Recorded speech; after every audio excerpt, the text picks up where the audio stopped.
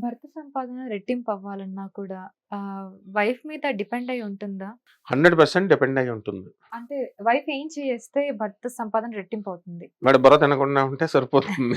జనరల్‌గా wife and husband ఇప్పుడు husband సంపాదన రెట్టింపు అవ్వాలన్నా వైఫ్ యొక్క కోఆపరేషన్ అవసరం.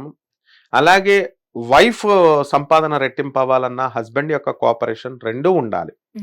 మొట్టమొదట మానసిక అశాంతి అనేటటువంటిది ఉండకూడదు. అంటే one has to not to torture the wives or the husband's mind అనమాట. ఇది ప్రశాంతత ఉంటేనే మనం వర్క్ మీద కాన్సన్ట్రేట్ చేస్తాం, డబ్బులు వస్తాయి. ఇకపోతే శాస్త్రానుసారం నువ్వు అడిగావు కాబట్టి హస్బెండ్ యొక్క డబల్ అవ్వాలి అంటే భార్యలు పూజలు చేయాలి. ఇక్కడ అంతా రివర్స్ లో ఉంది. ఇప్పుడు కలియుగంలో ఎలా ఉందంటే ఎక్కువ మగాళ్ళు చేసుకుంటున్నారు. మగాళ్ళు చేసుకుంటుంటే చాలా మంది ఆడవాళ్ళు నువ్వు పనికి వెళ్లకుండా 24 అవర్స్ పూజ చేసుకుంటే నీకు పని ఎట్లా వస్తుంది అని అలర్ట్ చేస్తున్నారు వాళ్ళు. Okay, this is good. But స్త్రీ కొన్ని ధర్మాలు చెప్పబడి ఉన్నాయి. ఎలా అంటే తన తల్లిదండ్రులను తాను చూడాలి. ఫస్ట్ ఆడపిల్లకి భార్య తల్లిదండ్రులను చూడనిస్తాడా? మరి భర్త చూడనివ్వడు. తల్లిదండ్రులను చూడమంటాడు. భార్య తరపు బంధువుల్ని పక్షవాతం అన్ని బావమరుదులు అన్నీ ఇవ్వాలి, కానుకలు ఇవ్వాలి, అత్తగారు మామగారులు ఇవ్వాలి.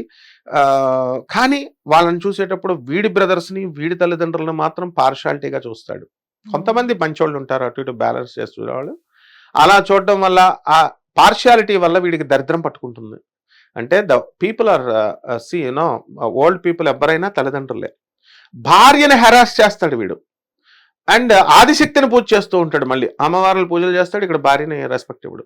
And this stupid fellow doesn't know that తల్లి ప్లేస్లోకి భార్య వచ్చింది అనే జ్ఞానం, ఇంగిత జ్ఞానం చాలా మంది మగాళ్ళకు ఉండదు. అంటే భార్య అంటే ఒక వస్తువుగా వాళ్ళు చూస్తారు, మనకు పనులు చేసి పెట్టే మెషిన్గా, పిల్లల్ని కనిపెట్టే మెషిన్ లాగా చూస్తాడు తప్ప భార్య తన తల్లి నన్ను 30 years చూసింది, ఆ తల్లి ప్లేస్లోకి భార్య వచ్చింది, ఆ భార్య షీ ఈజ్ మై మదర్. ఎందుకంటే వీడికి జబ్బు వచ్చినప్పుడు వేసేది, మందు వేసేది, వదిలేదు కదా. మరి వాడికి పెరాలసిస్ వస్తే భార్య చేస్తుంది, వీడి చెల్లెళ్ళు వీడి అక్కలు చేయరు కదా. సో ఈ ఇంగిత జ్ఞానము ఇవన్నీ ఉండాలి. కమింగ్ టు ద పాయింట్, పూజల దగ్గరికి వచ్చేద్దాం. నువ్వు అడిగిన పాయింట్ నాకు అర్థమైంది. ఏం పూజలు బాగా చేసేయాలి, పసుపు కుంకాలని. Okay, done.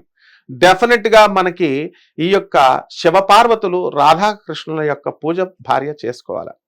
ఈ రెండు గాడ్స్, ఈ తత్వాలని ఎవరైతే పార్వతీ పరమేశ్వరుని రోజు తెల్లారి స్నానం చేసేయాలా.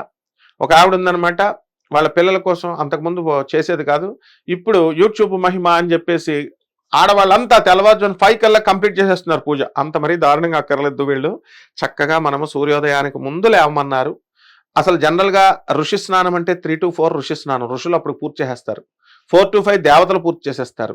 5 to 6 మనుషులు పూర్తి చేసేస్తారు. 6 to 7 రాక్షసులు పూర్తి చేసేస్తారు.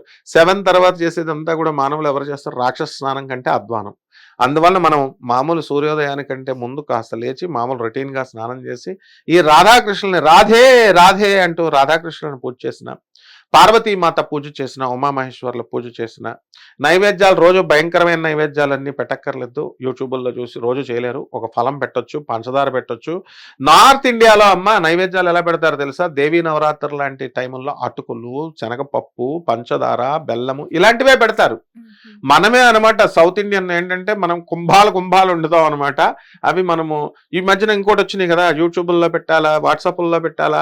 ఇక్కడ ఒక పక్క పూజ చేస్తూ ఉంటాడు, ఒక పక్క ఫోటోలు తీసి వాళ్ళ ఫ్రెండ్స్కి ఇన్స్టాగ్రామ్, ఫేస్బుక్ ఇలాగా. ఇప్పుడు దేవుడు భయపడుతున్నాడు, దేవుడు వరాలు ఇవ్వడానికి ఏమిట్రా నన్ను కాన్సన్ట్రేట్ చేస్తున్నది వీటి మీద అని. సో ఇవన్నీ తగ్గించుకొని ఎప్పుడైతే నిజభక్తితో మనము స్త్రీలు చక్కగా పూజలు చేస్తూ దానాలు చేసేయాలి. హస్బెండ్ పిసనారుడైనా సరే పేదవాళ్ళకి దానాలు చేసి పడేయాలంతే. పడేసి పేదవాళ్ళకి రైట్ పర్సన్లకు ఇవ్వాలి. ఇచ్చినప్పుడు డెఫినెట్గా భర్త యొక్క అమౌంట్ డబల్ అయిపోద్ది. అంతేగాని భర్త తెచ్చిన డబ్బులల్లా ప్రతిదీ బీరువాలో పెట్టి దాస్తే అది డబల్ కాదమ్మా. దానము, ధర్మము మనము ఇవి కంప్లీట్గా చేయాలా, పూజ చేయాలా. Main service to humanity is real service to God అని స్వామి వివేకానంద చెప్పారు. ఆ ప్రకారం చేస్తే డెఫినెట్గా మనకి భర్త డబ్బులు ఇదవుతుంది. ఇక కుబేర హోమాలని, కుబేర పూజలని, తర్వాత ఈ మహాలక్ష్మి అమ్మవారి యొక్క పూజలు ఇలాంటివన్నీ కూడా ఉన్నాయి. ఇవన్నీ కూడా చేసుకున్నా కూడా మనకి పాజిటివ్ ఎనర్జీని అట్రాక్ట్ చేసుకొని భర్త యొక్క దీనికి సంపాదన డబల్ అయ్యేటటువంటి అవకాశాలు ఉన్నాయి. థ్యాంక్ యూ సో మచ్ గురువు గారు. ఎన్నో విషయాల్ని, ఎన్నో సందేహాల్ని క్లారిఫై చేశారు. Thank you so much. Thank you అమ్మా. చూసారు కదండి, ఇది వాటి మన కార్యక్రమం. మళ్ళీ ఇంకొక మంచి కార్యక్రమంతో మళ్ళీ మీ ముందుంటాను. Thank you so much for watching and keep watching hit TV for more updates.